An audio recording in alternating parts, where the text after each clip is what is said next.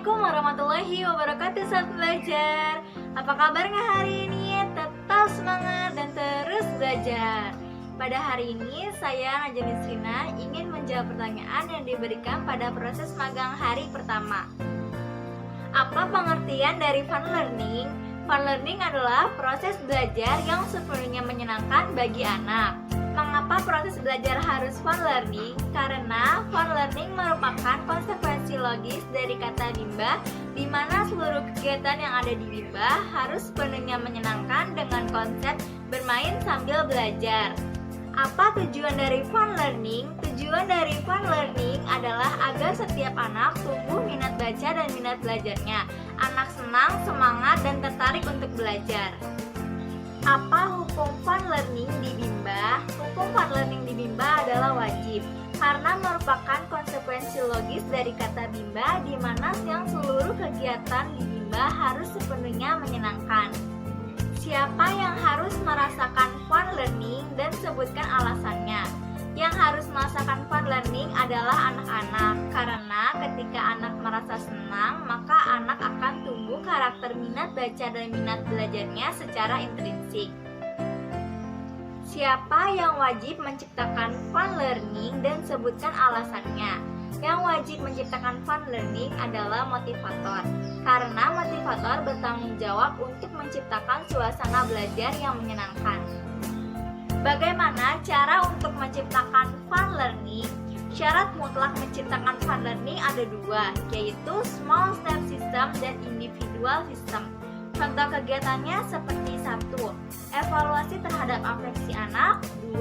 5S, sambut, sapa, salam, senyum, sebut nama. Yang ketiga ada mengajak anak untuk berdialog, bercerita, mendongeng, bernyanyi, dan permainan. Yang keempat ada mengajak verbal kata anak. Yang kelima ada membangkitkan rasa ingin tahu melalui kata tanya.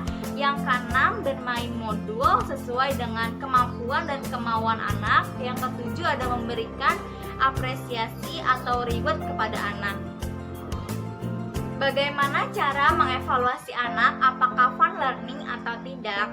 Kita bisa melihat dari sikap dan ekspresi anak saat belajar, apakah anak menunjukkan antusias, senang, dan semangat dalam belajarnya. Dan kita sebagai motivator, apakah kita menikmati proses belajar sambil bermain di dalam kelas.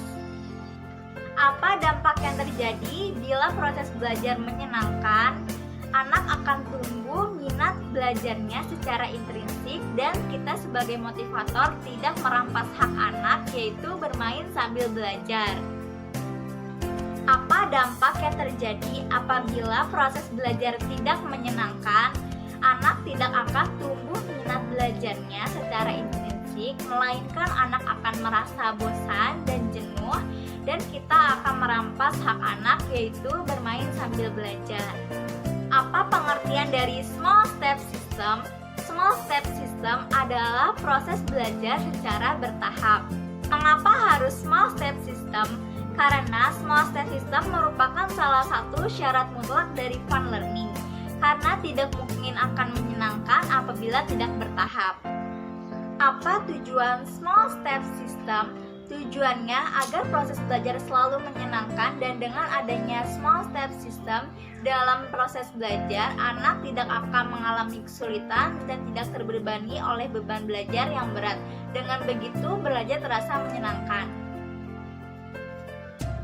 Bagaimana cara agar motivator dapat mewujudkan proses belajar yang small step system? Dengan melakukan 5 cara. Yang pertama ada evaluasi afeksi anak. Yang kedua ada kenali kemauan anak. Yang ketiga memasuki dunia anak dengan kesukaannya. Yang keempat kenali kemampuan anak. Yang kelima berikan motivasi dan apresiasi untuk anak. Dampak apabila proses belajar small step system, dampaknya maka anak akan merasa senang, semangat, tertarik untuk belajar.